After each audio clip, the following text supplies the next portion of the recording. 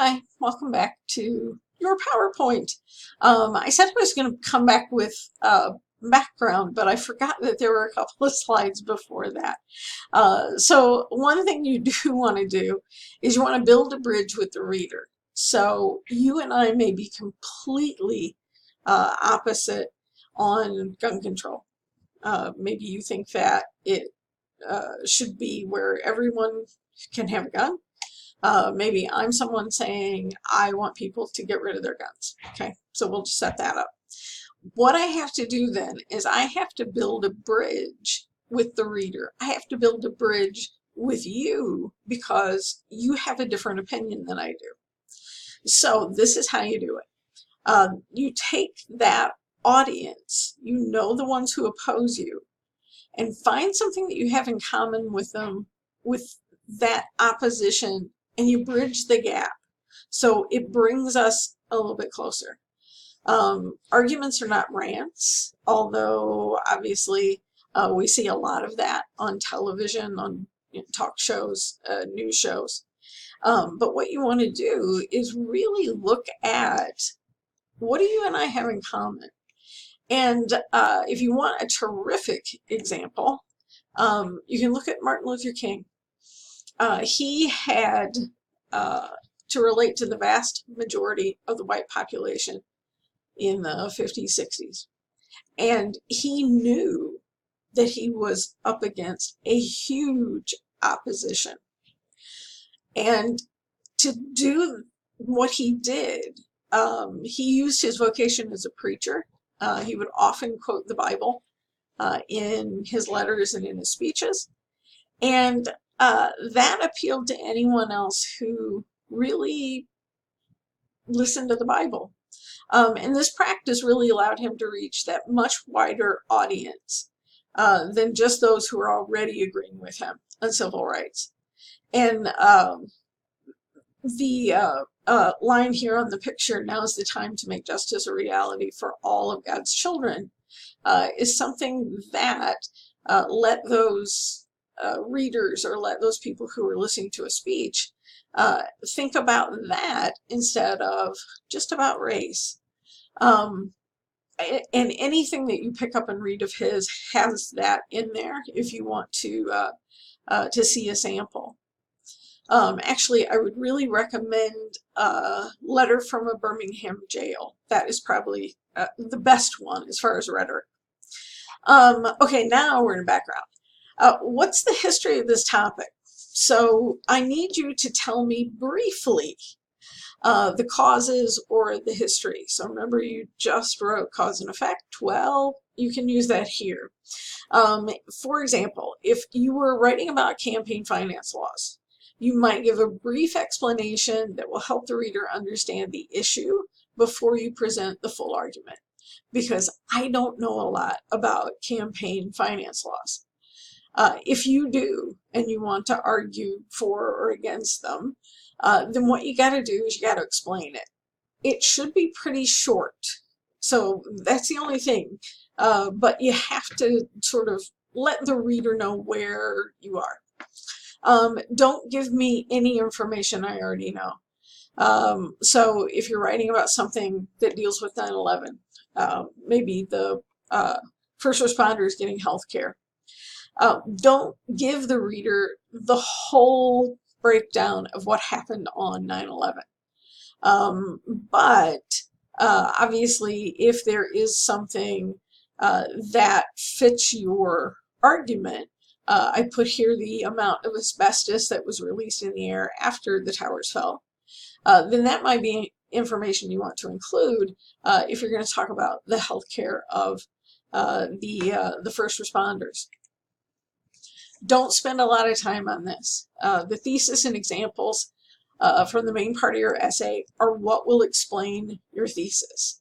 And you don't want to pad this part to get to a length requirement. And I use this example because I've read this essay 9 million times. So don't pad it with irrelevant information. So if you're talking about legalization of marijuana, don't give me the history and uses of hemp throughout history. I know what they are because I've read this 9 million times. So this is essentially the thing you don't want to do. Give me things that are vital pieces of background to understand the issue. And why is this topic relevant? Why should I even care about this? Remember, readers are easily distracted, and believe me, as a teacher, I see that people are very distracted when they're reading, whether it's online or in a book. So they will stay and read if they understand why they should. So, for example, if you're writing about the attendance policy at Rend Lake College, and you think that mandatory attendance should be in effect, then it may seem that that's only going to hurt or help students. But think about that wider community.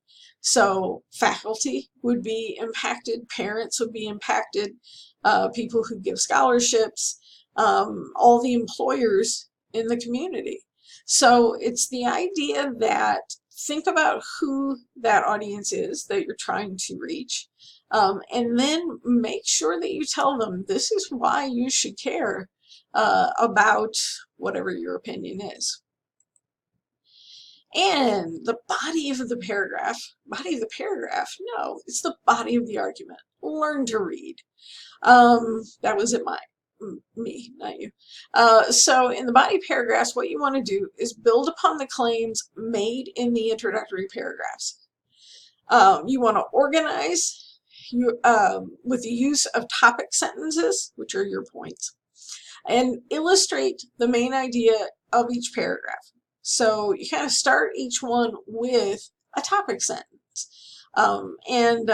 If you kind of think of a paragraph as sort of a little essay, it can make some sense.